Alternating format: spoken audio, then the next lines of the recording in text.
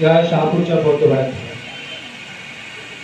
दिवंगत लक्ष्मण गोपाळ गायकवाड, चांगुणाबाई दुधसागरे, दिवंगत दयानंद गोपाळ गायकवाड, आयुष्मान देवीदास गोपाळ गायकवाड ही साहित्याची भावना. हे सारे जर पाहिले तर लक्ष्मण गोपाळ गायकवाड हे पोलीस मध्ये होते, दयानंद गोपाळ गायकवाड हे पाटबंधारे खात्यात होते, देवीदास गोपाळ गायकवाड हे सेवा नियोजन कार्यालयामध्ये कार्यरत होते. एकंदरीत ही सारी माणसं जी आहेत बाबासाहेबांच्या विचारावर चालणारी होती. भगवान नाना म्हणजे हृदयातील असा कोबरा की गेल्यानंतर तो हळून गेलेला.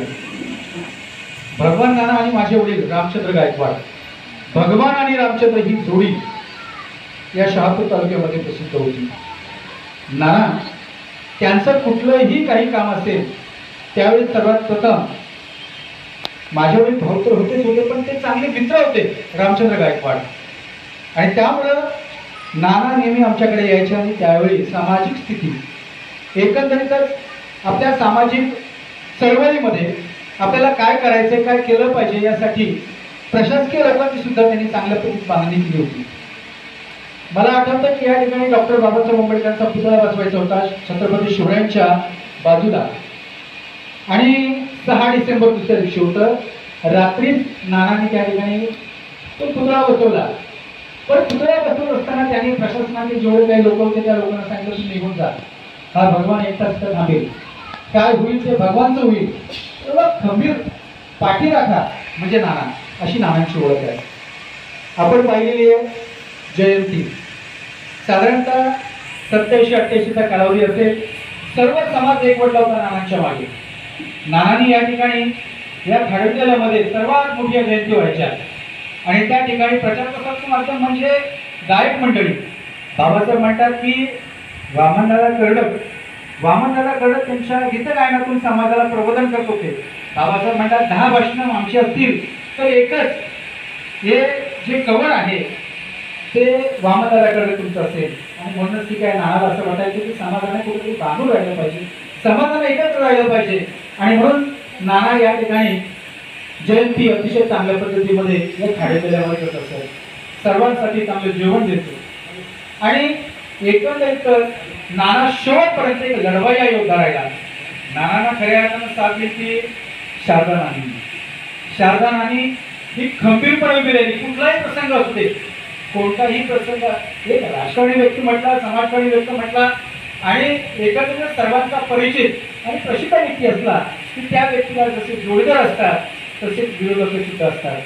विरोधक जे असतात ते विरोधक कुरघुड्या करत असतात, पण ते कुरघुड्या सुद्धा झाल्यानंतर गंभीर अशी पाठ जशी ज्योतिबाला सावली दिली, भीमाला रामायणी दिली, जिजाऊंनी शिवरायांना खंबीरपणे साथ दिली, योग्य मार्गदर्शन करत असताना नानी कायमस्वरूपी नानाच्या पाठीशी राहिली.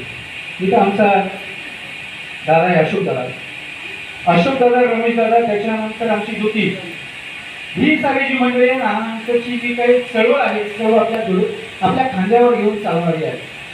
आज या ठिकाणी आमचे संविधान प्रतिष्ठानचे प्रभूजी थोरात, त्यानंतर आमचे माजी गट श्री गायकवाड साहेब बोलले, अनेक त्याच्यानंतर आमचे मुख्याध्यापक उभाळे सर बोलले, अनेक समाजीय व्यक्ती या ठिकाणी आल्याने व्यक्त झाल्या. नानांनी सामाजिक चळवळ चालत असताना नाना मात्र जर आपण नानांना पाहिलं असेल 68 जवळपास 67 वर्ष नानांनी आपल्यामध्ये व्यतीत केली. परंतु या 67 वर्षामध्ये नाना एखाद्या तरुणाला लाजवेल अशा प्रकारचा खंबीर व्यक्तीचा होता.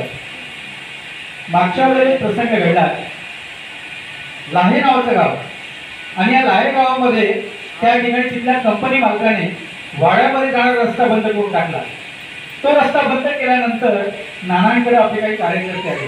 नानाच्या नेहमीच्याच भूमिके जी आहे ती खंबीरपणे पाठ देण्याची, कोण येवो न येवो नाना सगळ्यात पुढे गेले. त्या ठिकाणी तो वाड्याचा रस्ता कसा मोकळा होईल तिथे त्या मॅडमशी चर्चा केली आणि एकंदरीतच खऱ्या अर्थानं न्याय मिळवण्याचा प्रयत्न केला.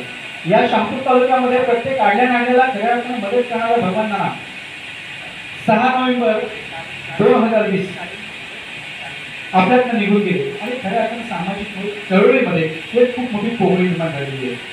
सर्व आगाशी म्हणाले नानी म्हणाली की गायकवाड आता आमचं काय, तुम्ही नंतर. नानी मात्र नेहमी म्हणते की नानाची लेकरं आहेत, नानाची बांधव आहेत, हे सगळे माझ्या पाठीशी आहेत. नक्कीच नाना, तुमचा जो आशीर्वाद आहे, तुमचं जे कार्य आहे आम्हाला कायम खूप प्रेरणा आहे.